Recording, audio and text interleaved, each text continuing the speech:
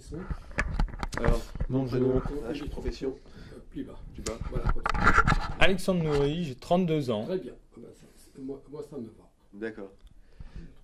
Alors, Alexandre Nourri, oui, si vous êtes élu maire le 30 mars prochain, quelle serait votre première mesure là, pour le logement?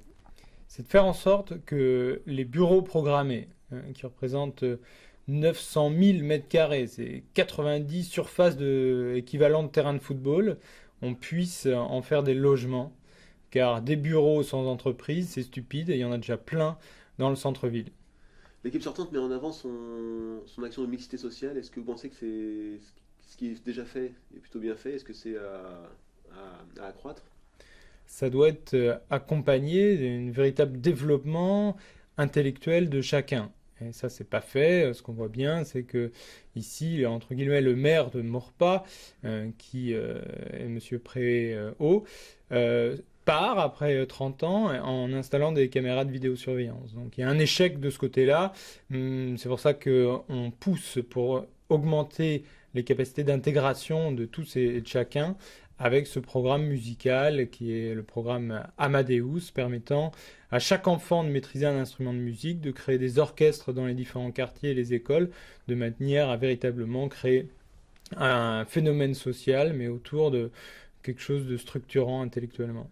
Alors justement, en matière sociale, c'est l'emploi, c'est l'accès aussi aux crèches, à certains services. Qu'est-ce qui serait amélioré dans la ville de Rennes? Pour la question des emplois, ce qui est fondamental, c'est qu'on doit recréer un devenir industriel. S'il n'y a pas d'idée motrice, on ne pourra pas recréer les entreprises, on ne pourra pas faire en sorte de produire autre chose. C'est pour cette raison que nous avons défini l'idée de la reconversion de PSA et notamment du projet Aérotrain, qui n'est pas simplement de construire un train, mais qui est permettre d'avoir un outil pour développer les 50 prochaines années, pas seulement en France, mais à l'échelle du monde, et que Rennes pourrait faire en sorte de rayonner autour d'un véritable projet et tous les dérivés qui vont avec, et notamment les transports. Il y a le transport entre ville à ville, mais aussi le transport entre les petites villes avec des modèles plus réduits autour de ce type de processus.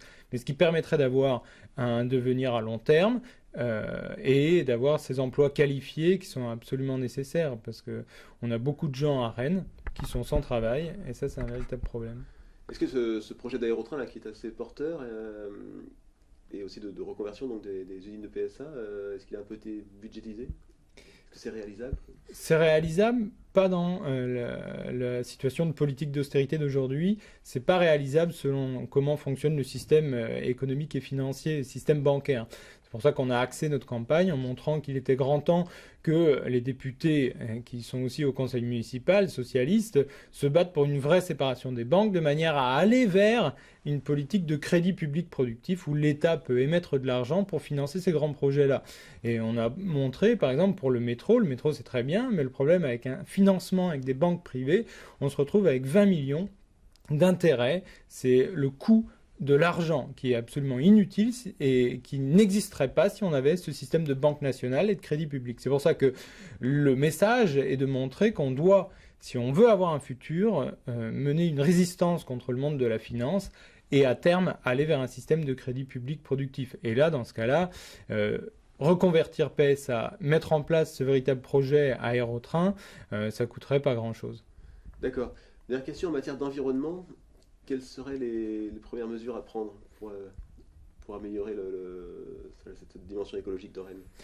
Je ne crois pas du tout à Rifkin, qui est le gourou d'un peu tous les élus aujourd'hui, avec cette idée de la troisième révolution industrielle qui sera la transition énergétique. Disons que c'est l'idéologie derrière, c'est qu'on est dans un monde de ressources finies et limitées. Nous, ce qu'on défend, solidarité et progrès, c'est l'idée que l'être humain est capable de faire des nouvelles découvertes. C'est pour ça tout ce programme culturel qu'on défend pour augmenter la créativité. Comme ça, on pourra aller vers des sources d'énergie nouvelles et plus denses, moins polluantes.